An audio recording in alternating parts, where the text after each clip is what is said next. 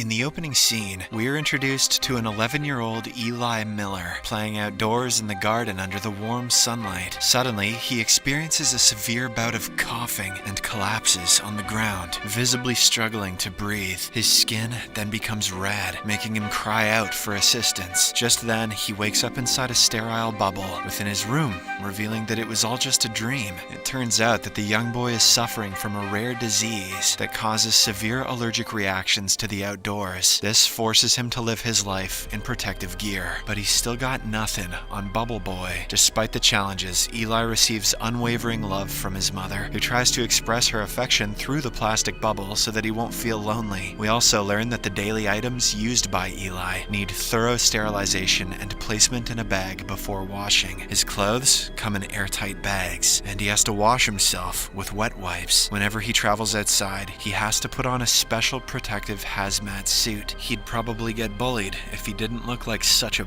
badass. One day, Eli's parents, Paul and Rose, take him out of the place as they seem to have found a place for his treatment. It appears to be a long journey, so they spend a night at a motel. The next morning, as they prepare to leave, a group of bullies taunt Eli for wearing the protective suit. They even toss a cracker in his way, causing him to stumble. This tears his suit, and he has difficulty breathing. But before anything bad happens, his parents hurriedly seal the torn suit with duct tape, hence saving his life. After an entire day of driving, the family arrives at the treatment center, which turns out to be an old mansion that has been modernized and quarantined. At first, Eli is sent through a decontamination process, followed by his parents. Once inside, they're received by Dr. Horn, who's been using this treatment for years on various kids. Despite the doctor's assurance that it's safe and Eli can remove his protective suit, the boy remains skeptical. As they make their way to their room, Eli curiously asks if she has saved any other children. However, the latter evades the question and simply promises to make him better. Just then, they hear an unusual noise coming from the ceiling, which Horn attributes to the air filtration process. Eli also spots a small dark corridor where he catches a fleeting glimpse of a girl, but she quickly vanishes. When he questions Horn about the area, she simply deems it unsafe for him and proceeds forward. She then leads them to Eli's room and shows them a bathroom with filtered water. The little boy nervously removes his suit, and to his delight, nothing bad happens. Now, he's finally able to hug his parents after years of isolation. Later, Eli takes a shower, shedding tears of joy as he relishes a sense of normalcy. As night falls, he struggles to sleep due to strange noises echoing through his room. Soon, his attention is drawn to a bug repeatedly hitting the window. He gets up to check, only to see a small foggy patch resembling someone's breath. Moments later, he's startled by a handprint on the fog, which prompts him to run to his parents' room for the night. Mom, Dad, there's an invisible pedo sneaking peeks out there. The following morning, Horn leads Eli to the operating room to initiate the first stage of the treatment. There, nurses change his outfit, record his weight, and capture some photographs. Intrigued by the pictures, Eli questions the nurse, but she playfully warns him against asking questions. After this, he is tied to the table, and a special contraption is used to hold his head in place, making him nervous. Horn then begins to explain the science behind this treatment, while injecting him with some unknown substances. However, Eli is distracted by the creepy reflection he sees on the back of a chair. Before he can inquire about it, he is knocked out cold. Upon regaining consciousness, Eli experiences intense pain caused by burning skin. He desperately pleads to be released, but to no avail. Suddenly, he jolts awake in his room, realizing it was merely a nightmare. He then gets up to look through the window and sees a girl named Haley throwing stones. She invites him to meet her, and Eli, who is eager to connect, rushes downstairs. They introduce themselves and start bonding over their shared interest in magic. Eli attempts to demonstrate a card trick, but she surprises him by igniting fire in her hand. "That was some David Blaine shit," says Eli. He then invites her inside, but she refuses, explaining that the place is creepy. After Haley leaves, Eli heads back to his room. In the corridor, he spots a creepy girl, causing him to be startled. At the same time, the lights go out, and he notices that the girl is chasing him. Frightened, he tries to run away, but stumbles and falls as the lights flicker. A spooky shadow behind a curtain adds to his fear. However, he's relieved to learn that it's just his father, creeping on his ass, who scolds him for wandering alone in the house. During dinner, Eli confides his frightening experiences in his parents, but they don't believe him. That That night, he reads a magic book to understand the trick demonstrated by Haley earlier. During this, his attention is caught by an oddly shaped curtain. He walks forward to check, but finds no one. Following this, the boy proceeds to write his name on the foggy glass. To his horror, someone erases the letter E of his name and adds it at the end, turning it into lie. Startled, he steps backward, only to get bumped into his wardrobe. In its mirror, he sees a reflection of a ghost girl, leaving him truly terrified. Eli tries to crawl away, but a hand grabs his legs, prompting him to scream in fear. However, he sees that it's his parents trying to calm him down. Later, they discuss his experiences with Horn, and she claims it to be the side effects of the medication. According to her, one needs to get worse before getting better. The next day, Eli undergoes the second phase of treatment. Once again, his hands and legs are fastened to the bed, and additional devices are attached to his head this time. As Horn administers the injection, Eli's skin starts burning,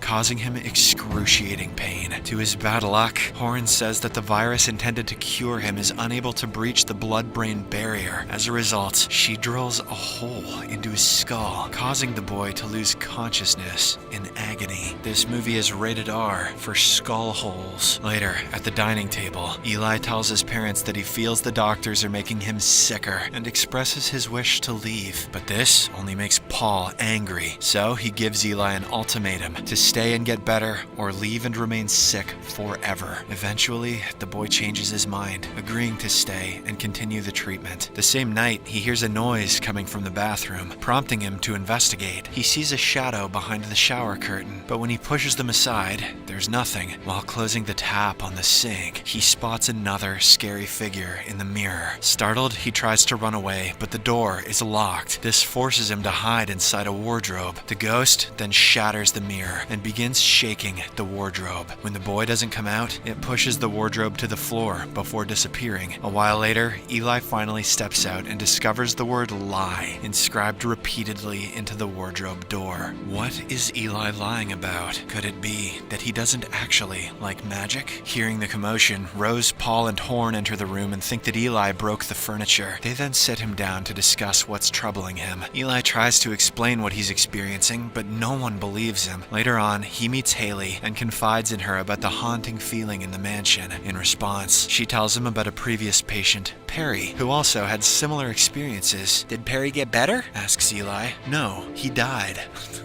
Just kidding. However, she never saw him again after the third stage of his treatment. Haley then strongly urges Eli to leave the place before the third stage of treatment, but he explains that survival in the outside atmosphere is not an option. Suddenly, the lights inside the house begin to flicker. Seeing this, Eli asks Haley to wait and goes to check. Moments later, some strange forces push him to the ground and begin dragging him to the decontamination door. As he screams, he sees that he's being pulled by 3 ghosts, probably previous patients. The ghosts also open the main door, triggering a negative reaction in his body. Thankfully, his parents and Horn arrive just in time to rescue him. Eli then accuses Horn of killing Perry with her treatment, but she refuses to acknowledge him. In the midst of the chaos, the boy accidentally hits his arm on the fire alarm. This causes him to bleed, and he eventually passes out. Upon regaining consciousness, he overhears Horn discussing his condition with his parents. She admits that the treatment isn't producing the desired effects and advises them to convince their son to continue taking medicines on time. Following this, Eli's mother goes to his room to give him the medicine, which she politely puts in his mouth. Seeing this, his mother gives him a consoling hug. During this, he suddenly notices the scratches made by the ghost on the wardrobe and realizes that it isn't a word, but some numbers written upside down. After his mother leaves, he spits out the medicine, revealing that he didn't ingest it. Meanwhile, Horn burns Eli's suit in an effort to stop him from escaping. In his next meeting with Haley, Eli recounts his ghostly encounters as well as the discovery that the word lie is actually the inverted number 317. As they discuss, Haley speculates that the number might be a code for a door. Later,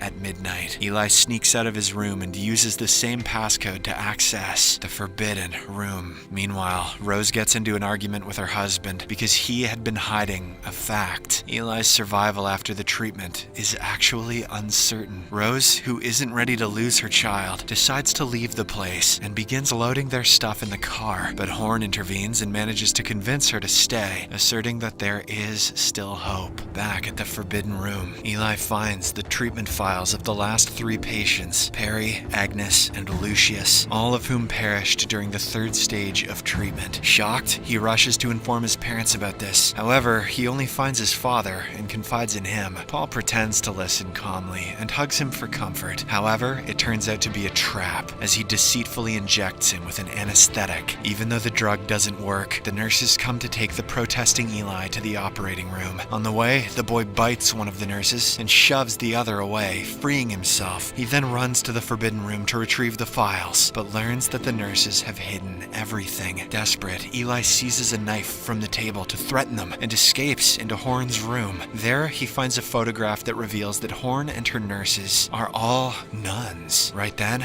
a bug appears and guides him to a secret door in the room. Upon opening it, he finds creepy stairs leading to an underground chamber. It houses a small Christian shrine and a lidded pit. Suddenly, the door closes from behind, and Eli realizes that his parents and Horn have locked him inside. In an attempt to shield himself from the atmospheric reaction, Eli covers his mouth with his clothes, but his efforts prove futile. His face eventually turns red, causing him to collapse on the ground. However, after taking a few deep breaths, his skin reverts to normal, which finally makes him realize that his illness has always been a lie. On the other hand, Horn and the nurses prepare the operating room to carry out the 3rd phase of the treatment. A short while later, Rose hears her son crying and decides to check on him. However, it turns out to be a ploy, as the boy strikes her and flees the scene. He heads to a room with a large glass window and tries to break it with a fire extinguisher for an escape. Sadly, the window is unbreakable, unlike the windows of a Cybertruck, and Paul apprehends him with the help of the nurses. They then take him to the operating room. Back in the underground bunker, Rose stumbles upon a cross containing a dagger. She also checks the pit and witnesses a gruesome sight, the rotten bodies of the previous patients. Finally realizing that her son was right, she rushes to the operating room and threatens Horn with the dagger. However, Paul intervenes and calms her down, assuring her that he'll help her. He manages to take the dagger from her hand and unexpectedly hands it over to Horn. It's pretty expected if you ask me. Sensing the betrayal, Rose panics, but Paul holds her back and the ritual begins. Horn pours holy water on Eli, triggering a severe skin reaction. She then grabs the dagger and proceeds to stab him, but an unseen force stops her from doing so. Turns out that it's Eli using his telepathic powers. What? He turns the dagger around and kills Horn instead. Then he lights the bindings on fire and frees himself from captivity. With his skin glowing red, the boy goes through a full demonic transformation. Using his powers, he makes the nurses float around him and burns them alive. Following this, Eli confronts Rose, seeking the truth about his identity. She finally reveals that she couldn't have children no matter how much she prayed. Desperate to be a mother, she